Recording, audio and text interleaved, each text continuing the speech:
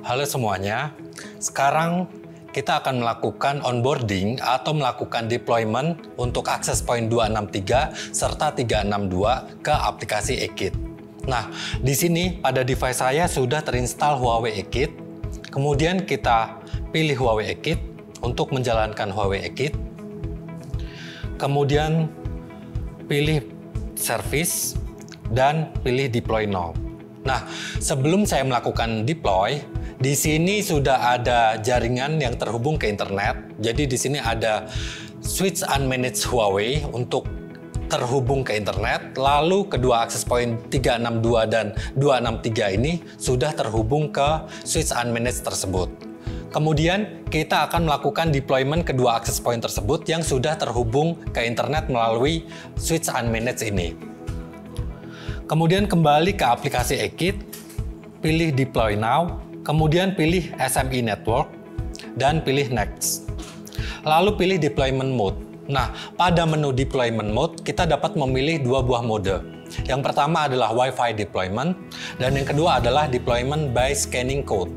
Nah, pada kesempatan kali ini, kita akan melakukan deployment menggunakan Scanning Code. Kemudian kita beri nama projectnya. Saya akan memberi nama yaitu Ekit Sample. Kemudian silakan memberikan password untuk project tersebut, lalu pilih OK, lalu akan muncul menu scan QR code. Nah, saya akan melakukan scan QR code pada Huawei 263.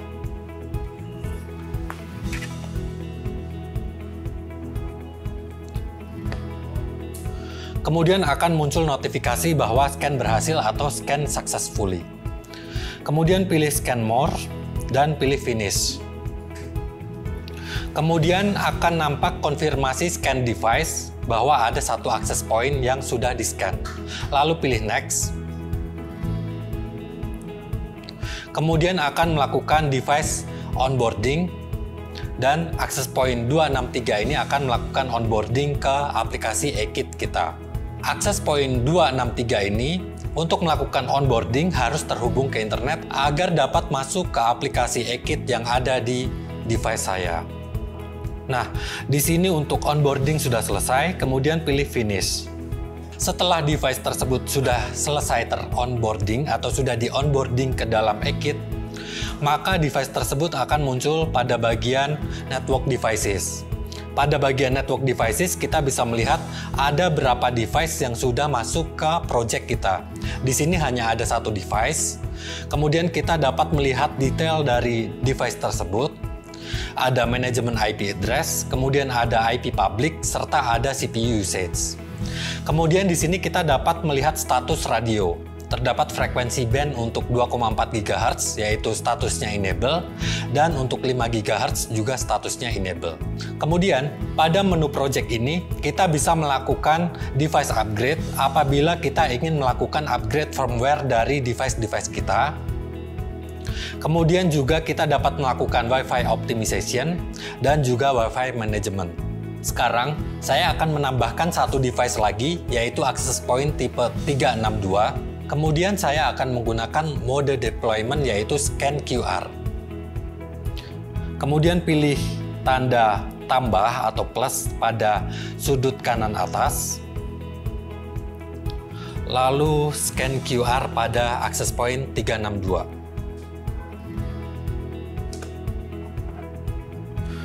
Lalu akan muncul menu scan successfully. Pilih scan more dan finish. Kemudian pilih next. Kemudian device yang sudah ter-onboard akan muncul di aplikasi Ekit pada smartphone kita. Lalu pilih finish. Dan setelah loading, maka akan muncul berapa banyak device yang sudah ter-onboard pada aplikasi Ekit. Nah, di sini akan muncul bahwa terdapat dua buah access point yang sudah ter-onboard pada aplikasi Ekit di smartphone saya. Kemudian, kita dapat secara langsung mengkonfigurasi dua buah access point ini melalui aplikasi Ekit dengan menggunakan menu yang ada di sini. Kita pilih Wi-Fi Management. Lalu di sini kita dapat membuat SSID. Misalnya kita akan membuat SSID yaitu Ekit SSID. kemudian tanpa saya berikan password. Nah, di sini kita dapat memberikan VLAN atau Virtual Local Area Network, kemudian kita dapat memberikan limitasi download dan limitasi upload. Lalu juga kita dapat memilih frekuensi band yang akan digunakan, entah itu 2,4 GHz, kemudian 5 GHz pertama dan 5 GHz kedua yaitu third radio. Apabila semua sudah dikonfigurasi, kemudian kita pilih OK dan pilih Save. Di sini juga terdapat menu User Isolation, yang artinya kita dapat mengisolasi setiap user yang terhubung ke dalam Wi-Fi agar tidak dapat berinteraksi satu sama lain, entah menggunakan protokol ICMP, TCP, atau UDP. Kemudian juga terdapat menu band steering, di mana kita dapat memilih akan menggunakan 2,4 GHz atau 5 GHz dan dapat melakukan load balancing antara 2,4 GHz dan 5 GHz. Apabila kita sudah selesai melakukan konfigurasi, kita dapat memilih Save untuk menyimpan konfigurasi, lalu konfigurasi akan tersimpan dan SSID sudah dapat di-broadcast oleh kedua access point ini. Pada menu Dashboard Project, terdapat menu Terminals di mana kita dapat melakukan monitoring device apa saja yang sudah terhubung ke SSID yang sudah dibuat. Nah, di sini saya sudah menghubungkan smartphone saya ke SSID yang sudah dibuat dan kita dapat melihat informasi dari terminal atau device yang terhubung tersebut. Informasi tersebut berupa MAC address, kemudian IP address, lalu wireless mode, dan juga access time. Kemudian, kita juga dapat melihat apakah signal strength tersebut strong atau weak, lalu apakah ada packet loss ketika device tersebut mengirimkan paket ke internet. Lalu kita kembali ke menu dashboard. Sekarang saya akan melakukan manual optimization, di mana ini akan melakukan konfigurasi radio secara manual. Jadi kita memilih access point mana yang akan dioptimize. Kemudian kita dapat memilih bandwidth yang akan digunakan. Di Indonesia itu biasanya menggunakan 20 MHz. Jadi saya akan menggunakan 20 MHz. Lalu pilih channelnya. Dan di Indonesia hanya ada channel 149 sampai 161. Dan saya akan menggunakan channel 149. Kemudian kita juga dapat memilih power selection atau seberapa kuat pancaran signal dari access point tersebut. Kita dapat memilih transmit power sebesar berapa dBm. Tapi sekarang saya akan menggunakan auto power selection dan kita juga dapat memilih antena gain akan seberapa besar. Kemudian saya akan melakukan setting bandwidth pada 2,4 GHz. Saya pilih 20 MHz. Kemudian channel yang digunakan saya akan memilih channel 11. Lalu setelah selesai melakukan setting radio, pilih save. Nah, kita sudah melakukan setting pada access point 263. Sekarang saya akan melakukan setting pada access point 362. Pilih optimize, lalu pilih bandwidth yang akan digunakan, lalu pilih channelnya, yaitu channel 161. Kemudian untuk 2,4 GHz, saya akan menggunakan bandwidth 20 MHz, serta channel 6. Jika sudah selesai mengatur settingan bandwidth pada access point 362, kemudian pilih save. Dan konfigurasi radio sudah selesai. Kemudian kita kembali ke dashboard dan kita juga dapat mengatur fitur yang lainnya. Di sini juga terdapat fitur roaming optimization. Nah, apa itu roaming optimization? Jadi, roaming optimization adalah bagaimana caranya agar apabila terdapat device yang terhubung ke salah satu access point, kemudian berjalan menuju ke access point yang lain dan dapat melakukan handover dari satu access point ke access point yang lain yang signalnya lebih baik daripada yang lain. Di sini saya akan melakukan roaming optimization dan sudah terdapat 4 buah template yang dapat digunakan, yaitu general, kemudian high density atau terdapat access point yang rapat, kemudian low density di mana hanya terdapat sedikit access point, Lalu juga terdapat multi-partition apabila terdapat ruangan yang banyak sekat. Dari keempat pilihan tersebut, kita dapat memilih mana yang lebih cocok sesuai dengan kondisi pada saat implementasi di lapangan. Di sini saya akan memilih general, kemudian saya pilih OK, dan kedua access point ini akan melakukan roaming optimization. Setelah selesai, maka akan muncul menu roaming optimization dan terdapat tampilan endpoint threshold untuk forcible offline dan reconnection. Setelah itu kita dapat kembali ke dashboard utama dan dapat melakukan konfigurasi yang lain.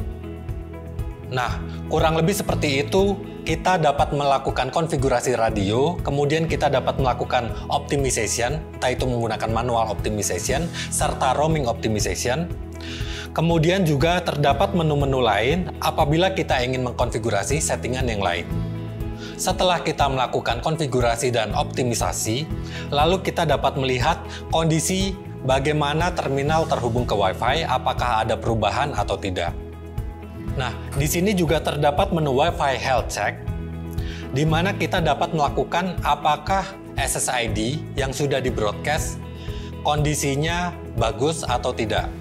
Kemudian di sini kita dapat mengecek coverage, yaitu signal strength, kemudian Wi-Fi interference, lalu ping, kemudian internet speed, dan security. Setelah kita melakukan Wi-Fi test, maka di sini akan terdapat report bahwa coverage signalnya seperti apa, kemudian experience dari user seperti apa, dan dari sisi security seperti apa. Lalu saya akan menggunakan menu speed test untuk mengetes kecepatan dari eKit SSID ini seberapa cepat. Pilih start, kemudian akan melakukan speed test atau kecepatan internet di eKit SSID ini seberapa cepat.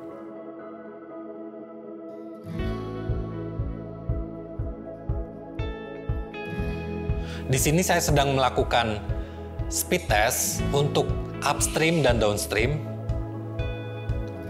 Dan akhirnya didapat bahwa untuk download kecepatannya 118,8 megabit per second. Kemudian untuk upload kecepatannya 85,2 megabit per second. Lalu terdapat tampilan delay yaitu 8 milisecond. Kemudian pilih confirm dan kembali ke dashboard.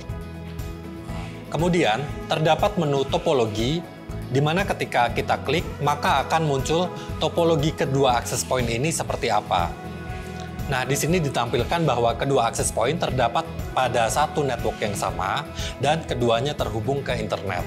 Lalu, apabila terdapat switch dan router SMI Huawei, maka akan muncul pada bagian topologi ini. Kemudian setelah itu kita kembali ke menu utama, dan semuanya sudah selesai dan Wi-Fi siap digunakan. Terima kasih sudah menyaksikan video ini dari awal sampai akhir. Semoga video ini dapat membantu dalam implementasi Huawei SMI. Apabila terdapat pertanyaan dan membutuhkan informasi lebih lanjut, dapat mengirimkan email ke indonesiaint@huawei.com.